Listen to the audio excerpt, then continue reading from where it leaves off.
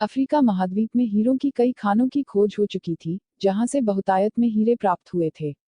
वहां के एक गांव में रहने वाला किसान अक्सर उन लोगों की कहानियां सुना करता था, जिन्होंने हीरों की खान खोजकर अच्छे पैसे कमाए और अमीर बन गए। वह भी हीरे की खान खोजकर अमीर बनना चाहता था। एक दिन अमीर बनने के सपने को साकार करने के लिए उसने अपना खेत बेच दिया और हीरों की खान की खोज में निकल पड़ा। अफ्रीका के लगभग सभी स्थान छान मारने के बाद भी उसे हीरों का कुछ पता नहीं चला। समय गुजरने के साथ उसका मनोबल गिरने लगा। उसे अपना अमीर बनने का सपना टूटता दिखाई देने लगा। वह इतना हताश हो गया कि उसके जीने की तमन्ना ही समाप्त हो गई और एक दिन उसने नदी में कूदकर अपनी जान दे दी। इस दौरान दूसरा किसान, जिसने पहले किसान से उसका खेत खरीदा था, एक दिन उसी खेत के मध्य बहती छोटी नदी पर गया।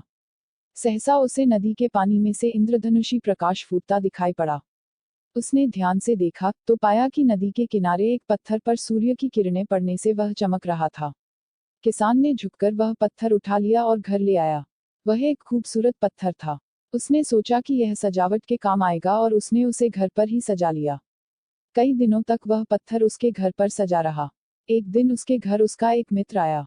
उसने जब वह पत्थर देखा तो हैरान रह गया। उसने किसान से पूछा, मित्र, तुम इस पत्थर की कीमत की जानते हो? किसान ने जवाब दिया, नहीं। फिर मित्र बोला, मेरे ख्याल से ये हीरा है। शायद अब तक खोजे गए हीरों में सबसे बड़ा हीरा। किसान के लिए इस बात पर यकीन करना मुश्किल था। उसने अपने मित्र को बताया कि उसे यह पत्थर अपने खेत की नदी के किनारे मिला है। वहां ऐसे और भी पत्थर हो सकते हैं। दोनों खेत पहुंचे और वहां से कुछ पत्थर नमूने के तौर पर चुन लिए। फिर उन्हें जांच के लिए भेज दिया। जब जांच रिपोर्ट आई तो किसान के मित्र की बात सच निकली। वे पत्थर हीरे ही थे। उस खेत में हीरों का भंडार था। वह उस समय तक खोजी गई सबसे कीमती हीरे की खदान थी। उसका खदान का नाम किम्बले डायमंड माइंस है। दूसरा किसान उस खदान की वजह से मालामाल हो गया। पहला किसान अफ्रीका में दर दर भटका और अंत में जान दे दी, जबकि हीरे की खान उसके अपने खेत में उसके कदमों तले थी। मॉरल इस कहानी में, हीरे पहले किसान के कदमों तले ही थे, लेकिन वह उन्हें पहचान नहीं पाया और उनकी खोज में भटकता रहा। ठीक वैसे ही हम भी सफलता प्राप्ति के लिए अच्छे अवसरों की तलाश में भटकते रहते हैं।